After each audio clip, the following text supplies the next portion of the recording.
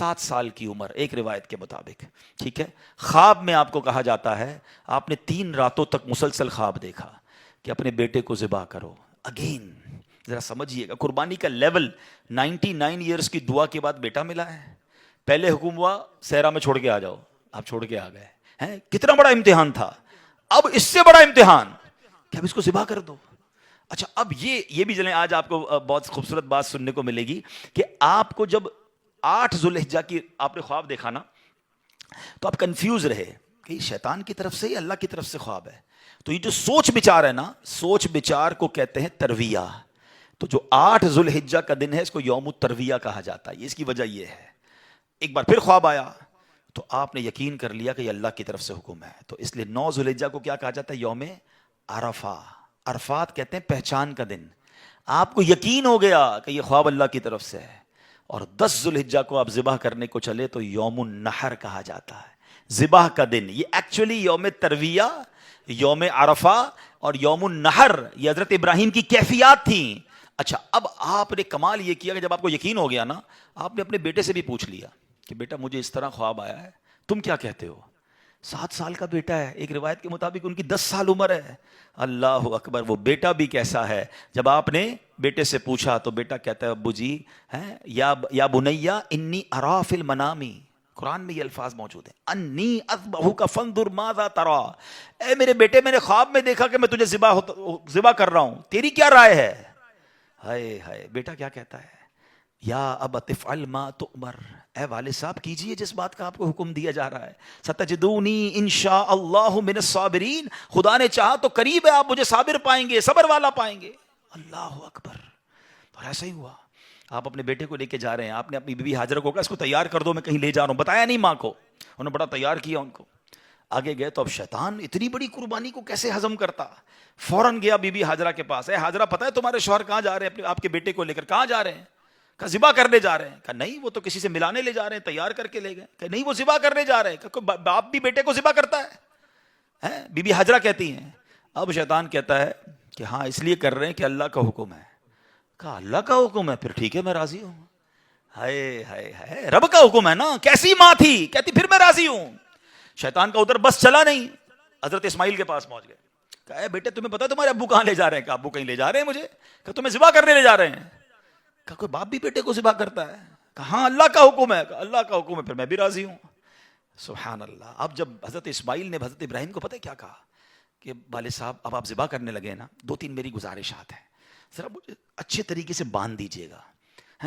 کہ ایسا نہ ہو کہ جب مجھے آپ ذبح کریں تو میں زیادہ تڑپوں تو میرے خون کے چھینٹے آپ کے کپڑوں پر گریں گے تو آپ کے کپڑے خراب ہو جائیں گے. چھری کو ذرا تیز کر لیجیے گا تاکہ مجھے تکلیف کم ہو. مجھے الٹا لٹا کے ذبح کیجیے گا تاکہ آپ میرا چہرہ نہیں دیکھ سکیں گے. اور ہاں یہ جو میرا کرتا ہے نا میری ماں کو دے دیجیے گا تاکہ اس کو بیچاری کو تسلی ہو جائے. کیا دنیا نے ایسی قربانی دیکھی ہے؟ اب سنو حضرت ابراہیم نے بالکل ویسا ہی کیا.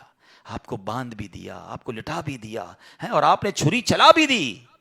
چھری کا کام کاٹنا ہے، اللہ چاہے تو چھری نے کام نہیں کرنا نا. آپ نے اپنا کام پورا کر دیا، وہ تو کر چکے جو کرنی بشر کی ہے. مگر پھر کیا ہوا؟ سبحان اللہ. یہ امتحان ختم ہوا اور اب آسمان سے آواز آئی. حضرت ابراہیم بالکل اوپر بیٹھے ہیں اور چھری چلا رہے ہیں تو اوپر سے آواز آئی سبحان اللہ، اللہ اکبر اللہ اکبر. آپ نے جب سر اٹھایا تو دیکھا جبریل امین جنت سے مینڈھا دمبا لے کر آ رہے ہیں. تو آپ سمجھ گئے میرے امتحان کا وقت پورا ہو گیا ہے. بے شاختہ آپ کی زبان سے نکلا لا الہ الا اللہ واللہ اکبر. تو حضرت اسماعیل تو نیچے لیٹے ہوئے تھے، وہ بھی سمجھ گئے کہ لگتا ہے ہمارا امتحان پورا ہو گیا. وہ کہتے ہیں اللہ اکبر وللہ الحمد. یہ جو عید والے دن تسبیح پڑھتے ہیں نا، کیا یونیک تسبیح ہے، کیا یونیک تکبیر ہے. کن 3 شخصیتوں کی زبان سے نکلا ہے؟ پہلا پارٹ حضرت جبریل کی آواز میں is the middle part of that تکبیر حضرت ابراہیم نے ادا کیا ہے، اور آخری حصہ ہے حضرت اسماعیل کی زبانی. ذرا سوچو تو صحیح کیسا منظر ہوگا. ذرا مل کے تکبیر پڑھیں اور اس منظر کو یاد کریں. اللہ اکبر اللہ اکبر لا الہ الا اللہ واللہ اکبر اللہ اللہ اکبر وللہ الحمد اللہ اکبر لا الہ الا اللہ واللہ اکبر وللہ الحمد. ہمارے بچے ہماری فیملی قربانی کو ہم نے فیسٹیول بنا دیا ہے. گائے آ رہے ہیں، بکرے آ رہے ہیں، انجوائے ہو رہا ہے، گھوم آ رہے ہیں، پھر آ رہے ہیں، پھر باربیکیو پارٹیاں.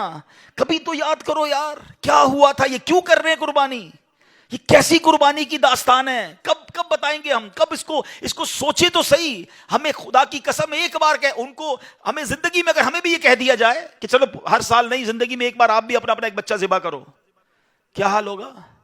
کتنی بڑی آسانی، بکرے کاٹو، گائے کاٹو، خود ہی کھاؤ، انجوائے کرو. شریعت نے کتنا آسانی کر دی ہم پر، لیکن اس قربانی کو تو یاد کریں نا. اور پھر اس سے سیکھنے کو کیا ملا کہ یہ وہ لوگ تھے کہ جن کی ان واقعات کو پڑھ کر کبھی تو احساس ہو یار کہ کبھی مال کی قربانی دینی پڑے تو میں حاضر، کبھی وقت کی قربانی دینی پڑے تو میں حاضر، کبھی اپنی خواہشات کی، اپنی ڈیزائرز کی قربانی دینی پڑے تو میں اللہ کے لیے دوں گا.